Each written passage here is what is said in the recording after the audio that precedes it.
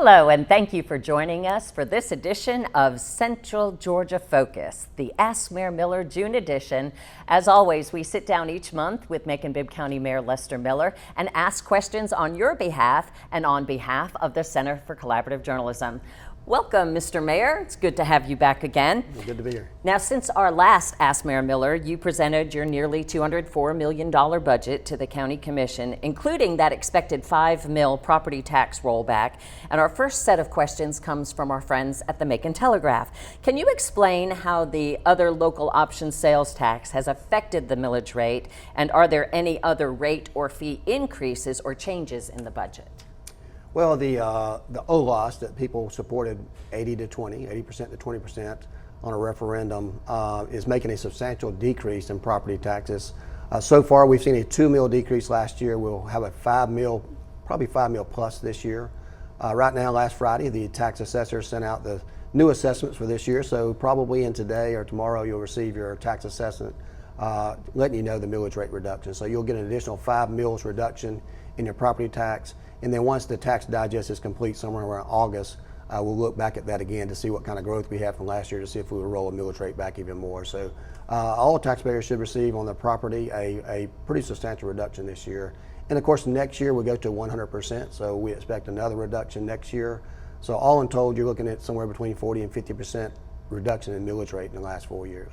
Of course, property owners have 45 days to appeal those assessed values that your self doesn't have anything to do with. It's the tax assessors. So can you explain that process a little bit? And do you think, last year everybody took a hit because property values were so high. Do you have any feel for how those assessments are going this year? I think you're going to see a lot more leveling out now. Last year, Macon-Bibb County was in a countywide audit. So it means every property, typically they do about 1/3 of the properties per year. But last year we were required, mandated by law, to do the entire county. And of course, as you can see, housing prices have gone through the roof over the last couple of years. So when your neighbor sells their property for twice what they bought it for, it's going to affect the value of your property as well. This year I wouldn't expect much of a bump, even though things are probably leveling out. There's still some increases, I suspect. Warner Robins, on the other hand, next door neighbors to us, they're going through a countywide audit, I believe, this year. They're already indicating about a 15-20% increase in theirs, and I don't think they're rolling the millage rate back. So every county is going to be different, but we're all still in the state of Georgia. We're all still in the United States, and property values continue to climb. But certainly, even if your property is assessed more and you file an appeal and you're not successful, your taxes are still going to be cheaper than last year because of this substantial rollback that we have. What is the most highly funded aspect of your budget or department, and why is that such a priority? Well, it's very easy, the public safety. Public safety is one of those things that continue to be a large part of our budget. I think some $87 million out of the $204 million is public safety. Of that, I think about $55 million of that is just for the Sheriff's Department, mostly, and maybe 911 alone. So I think that's going to continue to be the norm. Our budget in the last 3 years has increased about $12 million for public safety. Because we said public safety is a top priority, and we're going to continue to fund that. So that's going to be one of those biggest increases that we have. Across the border, every single department that we have may have went up slightly. As you may remember, we made sure last year that we increased our minimum wage in Macon-Bibb County to $15. That's going to make every department that has employees that were making less than that amount get bumped up, and then a few of those people above them, because of compression, receive some raises as well. So you'll see those things go up a little bit, and of course just the cost of doing business goes up. So where are we with a county pay scale, and will there be kind of like a salary database for county employees once the budget is passed? Well, they done a pay scale a couple of years ago. We funded a pay scale when we got here as far as what we consider a pay scale, a pay raise. What we tried to do is increase the work at the bottom. We've increased those that were making, when I got here, some were making $11.50 an hour. All those people now make a minimum of $15, and we've been slowly moving the people up above them to make sure that you're in line with what we call compression. And of course, we did the incentive plan for all the public safety officials, so that's pretty much taking care of any pay scale that we have there. But right now, we don't know where we're going to go. I mean, we don't know what happened in the United States as far as this the debt situation that we have now, whether or not we're going to go into recession. So we're going to be very conservative this year with our finances to make sure that we are protective of the taxpayers' dollars and be able to use that most efficiently. And do you have any special projects in this budget, anything unique or interesting that you'd like to expound upon? Well, everything's special in our budget. We continue to make sure that we're taking care of the blight in our community. You know, people have talked about that. Recreation, human resources, those types of things. Human services are being funded. We're going to continue to fund pedestrian safety. That's one of the issues that we put another $500,000 back in the budget. Our beautification continues to grow and improve on that. And of course, the roads this year, we've mentioned that we're going to fund 5 times as much money as we previously did in the roads, and we expect those things to start dropping. We have an RFP out there now for people that are qualified to do potholes and things of that nature. So we get a lot of calls on potholes in the government, and of course, you know, those quick fixes don't always work out, but we have to get out there right away and do something. It makes it a little challenging, but we're going to keep funding all those things that people have asked for, and we're going to do it at a substantial level. But at the same time, we're going to make sure that we save for a rainy day. And speaking of that, do we have a rainy day fund for Macon-Bibb County? How much is in it, and when would you tap into it? Well, hopefully we'll never have to tap into it. That means we've got some issues there. I noticed recently that the school system's having to balance their budget with about $18 million between their SPLOST and their general fund.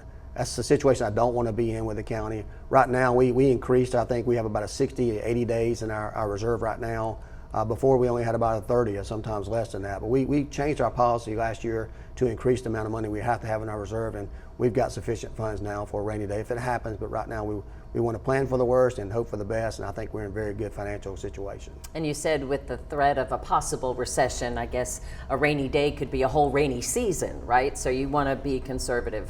Oh, very much so. We don't know what's going to happen, and we're expecting at some point in time to have a recession, or at least start coming out of a recession if we're in one now, because usually they're delayed. But we want to make sure that we're prepared for that. We don't want to overspend.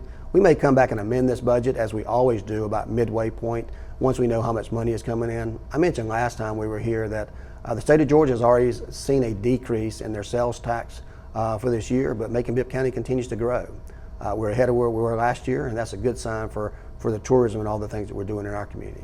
And of course, the budget hearing will be June 6th at 5 o'clock at City Hall. And then the County Commission is expected to pass the budget June 20th. Is that the process? Certainly we'll have a vote on the 20th. We hope that it passed. I think we've had some pretty good input from our commissioners. Always there are going to be some questions that we'll have to answer between now and then, but the community can be heard if they think that the 5 millage rate is something they don't want. Of course, I don't expect anyone to contest that. And I think we continue to put the money where it's supposed to go. And then on the 20th, we'll take a vote, and hopefully it'll pass at that time. All right. Well, you know, we've officially kicked off the summer season. So when we come back, we'll be talking about fun in the sun in Macon-Bibb County. So stay tuned.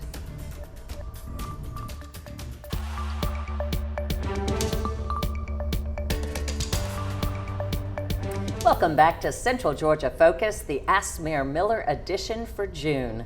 Of course, we're into the summer season now, all kinds of fun in the sun, but we've also had another tragedy at the Amerson Water Park, and y'all have put some extra safety measures in place, but there's been another apparent drowning. So what more do you think can be done to keep people safe out there on the river? I really don't know. I think that we've done as much as we can do to make sure that people know what they're supposed to do. We required life jackets there. We've had life jackets available for anyone there for free to use while they're there at the park. What a lot of people don't understand is once they get in that water, we don't have any control over it. They can get in the water in Juliet and go completely downstream without any kind of interference with Macon-Bibb County. They can actually literally get in the water with a life jacket on, meet our standards, and throw the life jacket back on the bank, and there's nothing we can do about it. So all we can do is continue to educate folk, let them know, first of all, whether you can swim or not, you still need to have a life vest on. People that can swim at a good pace still die. They still drown. But unfortunately, those that don't swim, that get out there and think the flotation device alone is going to save them, is not going to be the case. So we're very saddened about anytime this incident happened. Any loss of life, especially involving something like drowning, is something that's not acceptable. But we can only do what we can do. We can educate people. People have to have accountability for themselves, unfortunately. And the easy thing to do is wear a life vest. I mean, it can save your life, and that's hence the name. And there's a hidden danger kind of down there in the waters. There's a lot of kind of underbrush and things that people can get trapped under. It's not just whether you can swim or not swim. You could also get into a very serious situation. And I think as more people are using the river, it just seems like there needs to be a greater awareness somehow, but I don't know how you do that. Signs are posted now, right? And warning people about Signs all of are posted. The other problem you have is that some, depending on the time of the year and how much rain we've had, you can get and walk, and maybe you're in 3 or 4 feet, and you're comfortable, you're 6 feet tall, and you can walk through it, so you think it's all like that. Then you get in a section that may be 20 feet or 15, so necessarily you can't touch bottom, and then you get some currents as well, and it kind of takes you under. Usually we have those situations where someone's walking on the rocks and they fall.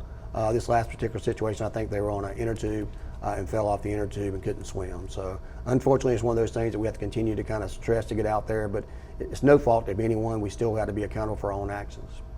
In recent years, y'all have struggled to have lifeguards in place, but recently the County Commission has contracted with a company, Aquatic Management Services, for $368,000 to hire and train and staff the lifeguards. So how are we with the county pools? I understand there's still issues with Bloomfield. Can you tell us about that? Yeah, in any situation that you have, you're always going to have challenges when you have, projects and facilities that you have to maintain and upkeep. Most of the pools this year are working. Hopefully Bloomfield will get back up as well. Bloomfield had some leaks, some problems, several leaks, and they were working on doing that in the off season.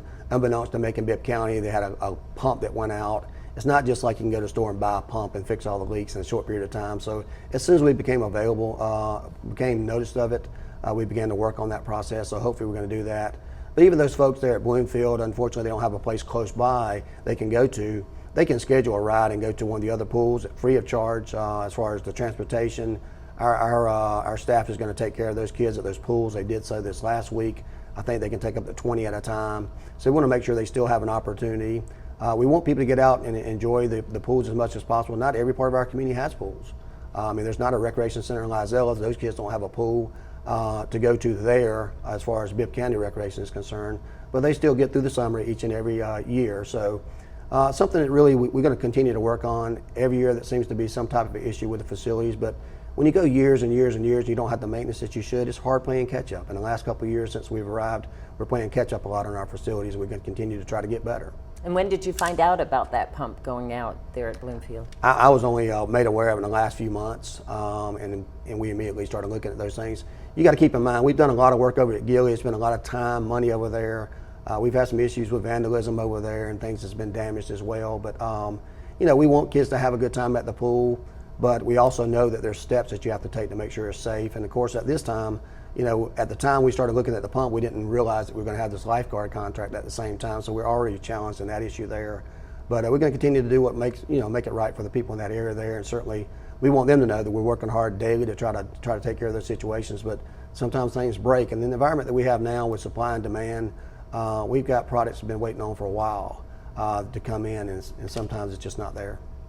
Now, what is the status of the Sandy Beach Water Park, too? I know the company that has been running it has gone out of business, or at least at that site. What is the status? There's no status right now. Basically, we're reevaluating what it would cost to repair that. The county inherited that by default. It wasn't like we went out and purchased that. It wasn't like it's a county-started project. I know there's people on both sides of the spectrum. People complain about why you having a water park out there, but the moment it breaks, everybody supposedly went there all the time. So we're looking at some other things we can do out there. There's some other, I think, types of recreational activities that can go in that place, maybe maintain part of it. But quite honestly, if you don't do things right and you don't know how to run a place like that, you shouldn't take on an operation. So unfortunately, the previous owner there of the park couldn't make it work. The people that came in and leased it couldn't make it work. So right now we're kind of reevaluating to make sure we do what's right by the people. The last time we talked, you couldn't really elaborate much on your plans that you might have for Lake Tobosoffke, but can you generally lay out your vision for that property that the county owns? Well, we still can't. There's a couple of parks that, like Arrowhead, we're looking at doing some improvements over there. We continue to kind of try to monitor that. Need some more sand over there, some more camping sites. There's another part in the back there we're trying to determine what use is going to do there. We're going to continue to try to work on making sure the dam is taken care of and protective and clean up the area there. I think there's going to be some expansion there in the near future, but that's something we have to look at once all of our splash projects are completed. So we'll take a look at that probably the end of next year to see what's going to happen there. I can see a lot of things happening there, but right now we want to basically just kind of take a wait and see approach on there. Led me into the next question, because SPLOST collections are running ahead of schedule. I know you're probably already making a mental list, if not one on your desk, 18 things maybe that you have that might come up for another SPLOST proposal. So anything that you can share about what you might be thinking about at this point? Well, we're going to continue to do things like building fire stations and things of that nature. At some point in time, the conversation is going to have to be had about Sheriff's Department, where they're going to build a new jail. Our convention center over at Central Place is getting outdated, in my opinion.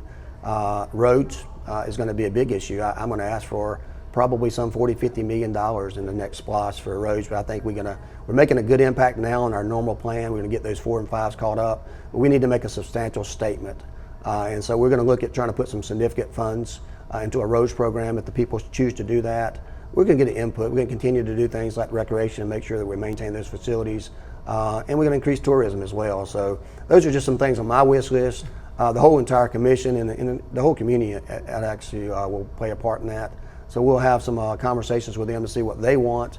We are ahead of schedule. We do anticipate voting on a new SPLOST if we renew it in 2025. I see.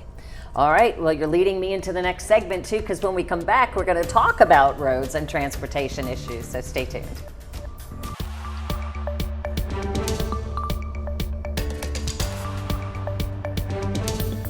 Thank you for staying with us for this Ask Mayor Miller edition of Central Georgia Focus. Now, Mayor, we were talking a little bit about roads at the end of the last block, but we're marking the 6th year anniversary of the groundbreaking for the I-16, I-75 interchange project coming up later this month. So when do you see that project finishing? Well, that's a big question. I'm not sure when it's going to finish. I know that there's stages of it that'll be done in the next 2 years, so I expect around 2026, the majority will be done in what you generally call the interchange there. There's still some additional phases that go out in both directions that'll probably continue to 2028. And then you'll start looking at Bass Road in that area, and of course Forest Hill Road in that area as well. So there's other big projects in the work. But that's a 10-year project at the minimum from start to finish.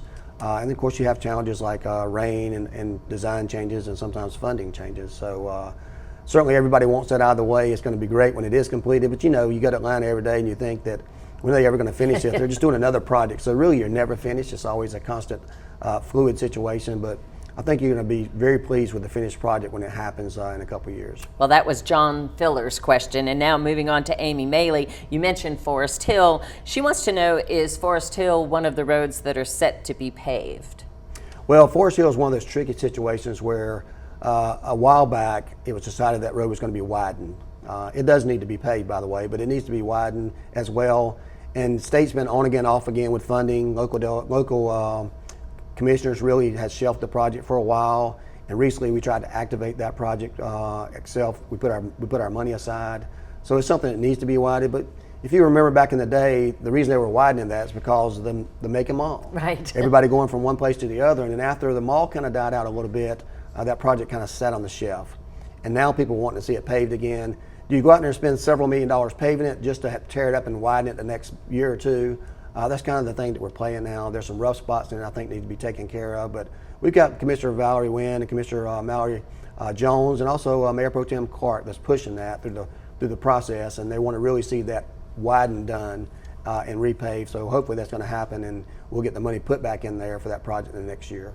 And Bobby Bale wanted to know about potholes on Bay Street and 7th Street and overgrown weeds and bushes in the right-of-way. Amy Maley also had a concern about that on Ayers Road. So I know that there's a process in place for getting these different areas fixed. Can you explain that a little bit? Well, right now they can go to See-Click-Fix and put that information in there and we'll get a ticket back to them and we'll get it taken care of on a temporary basis. Potholes are going to be a problem. You can think about this. 0 property tax dollars have gone to paving before. People always say, I pay my property taxes, but yeah, your property taxes has not been to go to paving roads. A lot of people don't know that. It's been a few $100,000s of SPLOST dollars. The rest of it's been state funds that have gone to that, and it's been a very small amount put aside each year. That's why we're increasing the amount that we fund about 5 times, including some property tax dollars, so we can make a bigger impact. And of course, we hope the SPLOST is going to make a bigger impact on that as well. One thing we've got going on right now, I think for another couple of weeks, we have an RFP out there, or RFQ, so we can qualify those businesses in Macon-Bibb County and around us that can do a better job of doing potholes.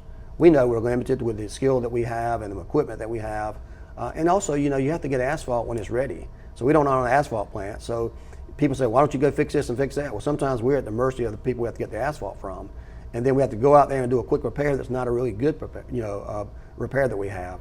So right now we got an RFP out there. We're going to qualify a bunch of folks, put money in the budget, and that way when we need a good job done, there's a substantial area. They can go out there and cut part of the whole road and do a good level job there instead of this little patching here and patching there. So I think you'll start seeing some improvements, not as soon as everybody would like for them to happen, including myself, but I think we're well on the way to getting that problem taken care of. But it takes time, and now it's the time to do it, and we got the money to do it, so you're going to see some changes. And related to the interstate project, Cindy Collins asked, could you do something about the red light there at North Avenue and Kroger, because the traffic getting onto I-16 kind of backs up and kind of covers coming out of Nottingham. She says that the traffic lights don't appear to be timed correctly. So how do y'all work with GDOT in a situation like that to make sure that traffic is flowing locally? Well, they test that all the time, and actually Nigel Ford with our traffic engineer does a lot of that as well. So they can contact them if there's an issue there. They go out there and time it on a regular basis and make those changes, but sometimes you just have too much traffic there. You have so much traffic to get it done, no matter how quickly you can get those things changed, it really can't be done. So I would say reach out to our traffic engineer, Nigel Ford, have them do an engineer study on there to see if the timings work. Sometimes they have to change those a little bit, so it's something that we do on a regular basis. And of course the QT Quick Trip is expected to go in there. There's taken a little bit of time, though. I'm not sure what the status of that project is. I know P&Z hasn't heard anything lately. I don't know if you have, about what's going to happen with that whole like 5 Points area there right across North Avenue and where the Krispy Kreme is. I think they're trying to find an alternate location for that before that build out. Do you have any light to shed? Well, one thing, if you may know, that on Thomaston Road right there at 475, the Quick Trip is being built. Doing a very good job at it. I've seen a lot of work happen there on a regular basis. So typically, once they get through with that, as they did the one on Riverside Drive, they moved on to the one on Thomaston Road. So as you see that project complete, they'll do the next one over there in the area we're talking about. They have a crew that does all their build outs. So they go from one project to the other. So I suspect as soon as they get that project done on Thomaston Road, they'll immediately run over there to next to the Krispy Kreme by the new way and accomplish that task as well. All right, one more quick question.